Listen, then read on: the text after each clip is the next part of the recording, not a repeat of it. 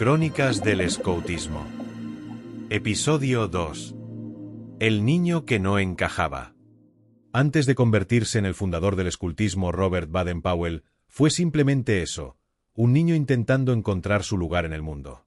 Nació en 1857, en Inglaterra, en una familia numerosa. Su padre, Baden-Powell, fue el reverendo Baden-Powell, doctor en filosofía y profesor en la Universidad de Oxford. Su madre fue Henrietta Grace Smith, hija de un reconocido colonizador británico. Una mujer fuerte, decidida y profundamente influyente en su vida, pero todo cambió demasiado pronto. Cuando Robert era aún muy pequeño, apenas tenía 3 años de edad, su padre murió. De un momento a otro, su madre quedó sola al frente de una familia grande, con muchos hijos y grandes desafíos. Y fue ella quien marcó profundamente el carácter de Robert. No lo educó para ser cómodo, lo educó para ser fuerte. Le enseñó a valerse por sí mismo, a no rendirse fácilmente y a enfrentar las dificultades con determinación. Ese espíritu lo acompañaría toda su vida. Desde pequeño, Robert no era como los demás niños. A los 6 años comenzó la escuela, pero desde el inicio algo no encajaba. No se adaptaba fácilmente al sistema, no destacaba académicamente y parecía distraído. Mientras otros seguían las reglas al pie de la letra, él observaba, cuestionaba, imaginaba. No era falta de inteligencia, era una forma distinta de ver el mundo. Donde otros veían rutina, él veía posibilidades. Pero su verdadero aprendizaje no ocurría dentro del aula. Ocurría afuera. A los 10 años, su vida tomaba otro ritmo cada vez que llegaban las vacaciones. Junto a sus hermanos, se alejaba de la ciudad y se adentraba en la naturaleza. Bosques, campos, ríos, eran su verdadero territorio. Allí no había horarios estrictos, ni normas rígidas. Solo desafío. Lo que para otros eran simples juegos, para él eran verdaderas expediciones. Aprendía a orientarse sin mapas, a seguir rastros, a encender fuego, a moverse en silencio. Cada salida era una prueba, cada error una lección. A veces se perdía. A veces fallaba. Pero siempre encontraba la forma de seguir adelante. Y en ese proceso, algo empezaba a construirse dentro de él: carácter, confianza y autonomía. Aprendía sin darse cuenta algo que más tarde sería clave: que la mejor forma de aprender es haciendo. A los 13 años, entró en una nueva etapa. La escuela seguía sin ser su lugar natural, pero comenzó a descubrir otras habilidades.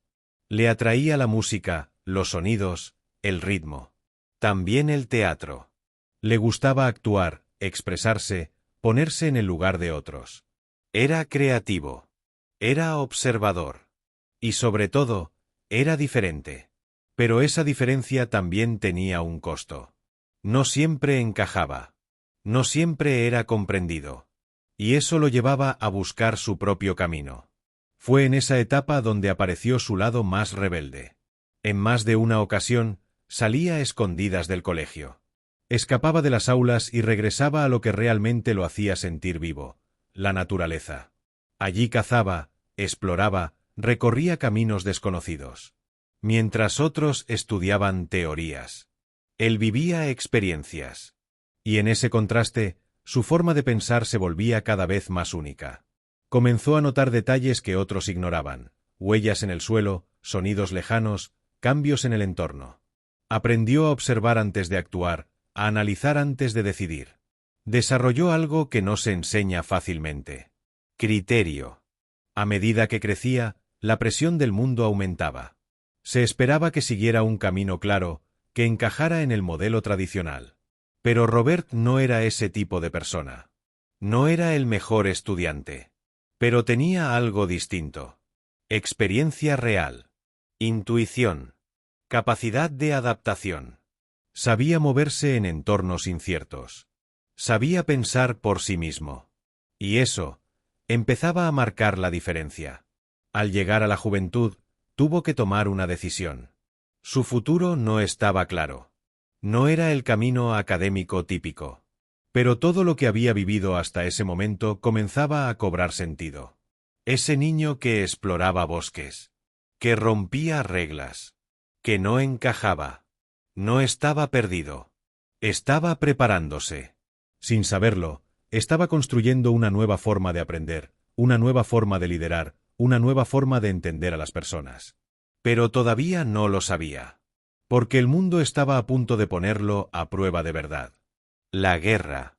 Y ahí, todo cambiaría. Porque en ese momento, en ese contexto extremo, todo lo que había aprendido de niño dejaría de ser un juego, y se convertiría en la diferencia entre sobrevivir o no. Y esa es la historia del niño que no encajaba. Si querés descubrir cómo ese niño se enfrentó a la guerra, y cómo todo lo que vivió lo convirtió en un líder, no olvides suscribirte y de realizar una buena acción todos los días. Nos vemos en el siguiente episodio, porque esta historia recién comienza. Siempre listos.